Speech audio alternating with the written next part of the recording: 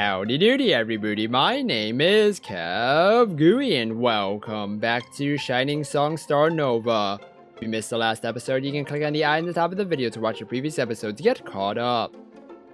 I shook my head as the full day went on, despair at the state of society bubbling inside of me.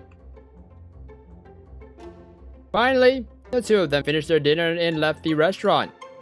Despite his monthly paycheck most likely being nuked by the full-course meal, the poor sap left with a completely blissful look on his face as Julie hung onto his arm. I guess it's time to call it a night. Really? But it's still so early. I know. For 2,000 yen, I'll give Oni-chan a goodbye kiss. But since I had such a great time, I'll give a 25% discount. A kiss? A real kiss? What, you've never been kissed by a girl before? What a hopeless Oni-chan. Will merely a time be his first kiss? Poor Sap literally went red in the face. Unbelievable. Literally unbelievable. This was the state of men in this country. Alright. If Amelia-tan's alright with it, then it's only natural that a date would end with a kiss. The idiot eagerly opened his wallet and gave Julie 2,000 yen bills, completely forgetting about the aforementioned discount. As soon as the bills passed into Julie's pocket, she leaned in and gave him a swift peck beside his lips.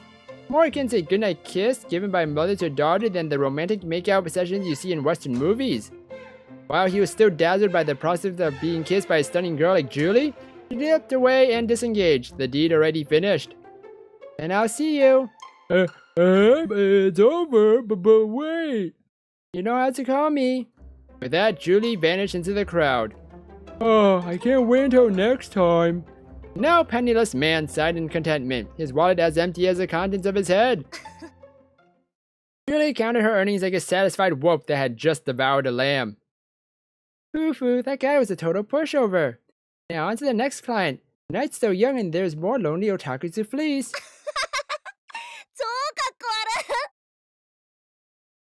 I stood before Julie, both my hands on my hips, with Sasami nervously hiding behind me. Cook? Producer-san? And Sasa-chan too? Julie looked nervously around for an escape path. Don't try to pull anything, I already saw everything. Shit. Well, it's not a big problem, is it? Yes it is. What's the big deal anyways? What I'm doing isn't that different from idle work in the first place. Are you sure? I let guys imagine I'm going out with them and they pay me. It's not any different from working at a maid cafe or a hostess bar. Listen, you. You've disqualified yourself from ever becoming an idol. I'm going back to the office and drafting your termination notice. Fine. I admit it, you call me red-handed, producer-san. Looks like I'm totally under your authority here. So, what do you want to make this disappear? Disappear? Oi. Love with me here, producer-san. There's nothing in the world that can't be solved by the exchange of a favor for a favor, right? I shook my head. Having witnessed the way she operated firsthand, I wasn't about to fall for her tricks. Hey, look here. Stop it. This isn't just going to disappear. This is going to haunt your career for as long as you're an idol one day.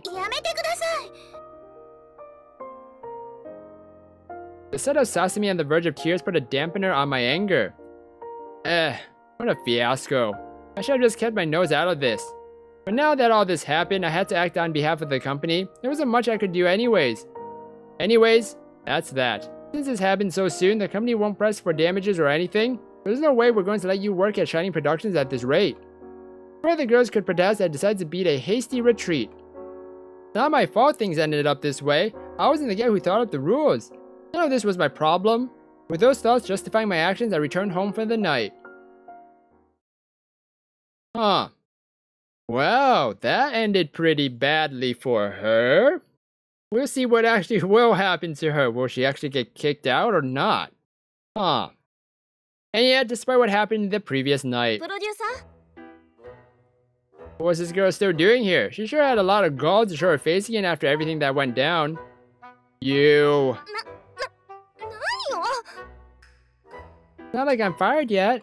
Besides, you sure took off in a hurry yesterday night. We couldn't even finish talking. Just what more was there to talk about? I haven't changed my mind. I'm still open to doing anything to make last night disappear from your memory. Please don't say things which can be misinterpreted so easily. What's the problem?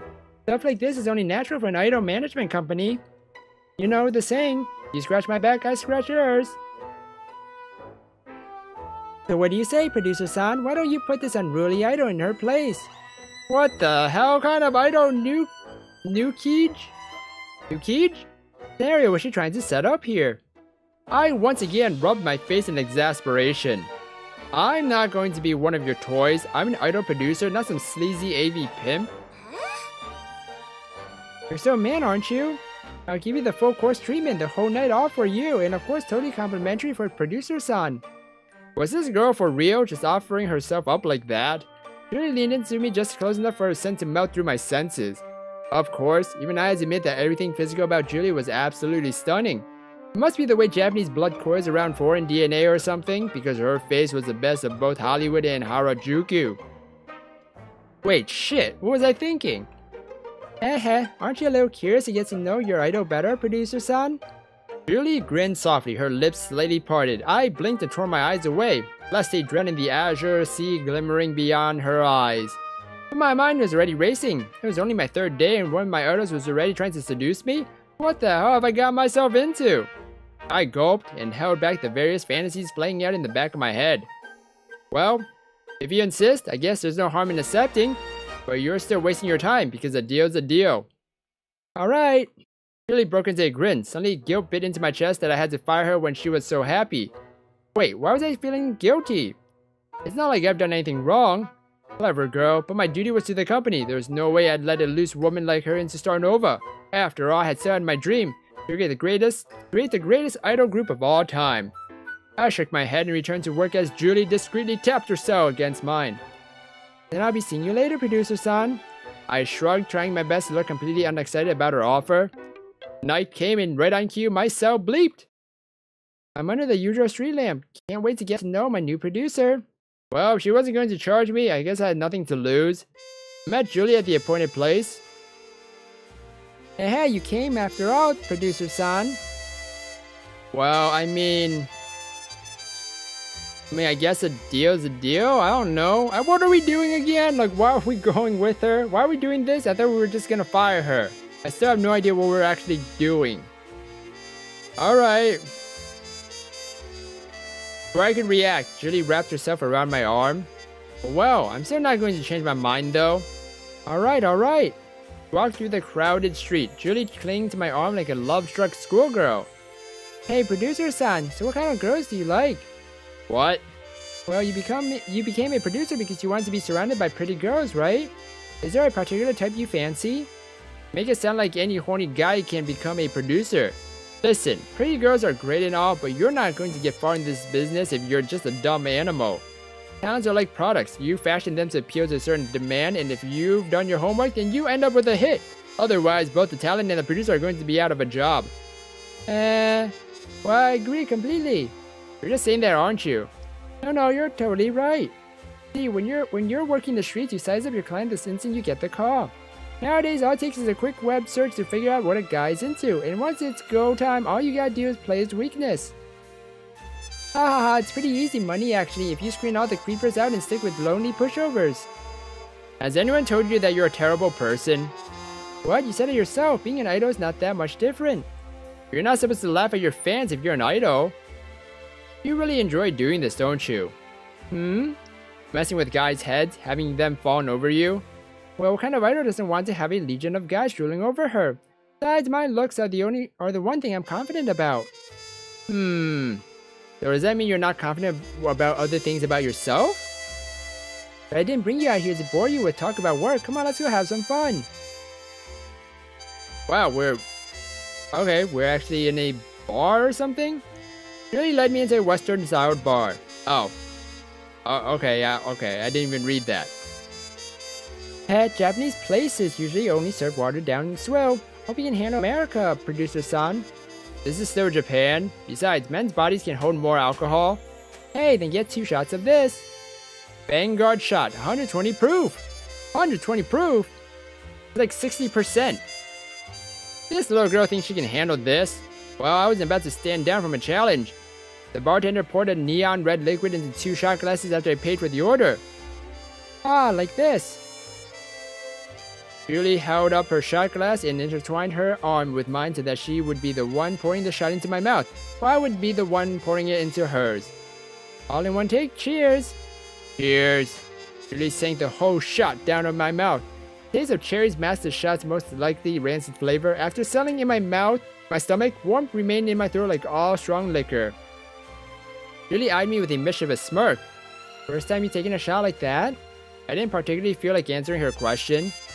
Julie sneered as if my silence was a tantamount to admission. Hey producer, have you even had a girlfriend before? Aren't you the one in hot water here? Ha ha ha, sorry. Well, I'm here for you. Are you? Julie leaned over and rubbed my back. Hey, I think we're gonna need 2 more of those shots. Bartender. Wow, she is getting super duper, just like bleh. Super duper. Now I'm gonna end the episode here, everybody, for Shining Song Starnova. We'll find out in the next episode how this date with Julie will go because I don't know where this is going. I don't know how it's gonna end. Are we gonna fire her or something's gonna happen and then we have it to keep a secret? I don't know, because then there's blackmail and all that bad stuff. I don't know. Anyways, I hope you guys enjoyed this episode. If you guys didn't, please slime that like button and subscribe down below for more awesome videos. Thank you everybody for watching this episode, and you will hear me in the next one. Goodbye!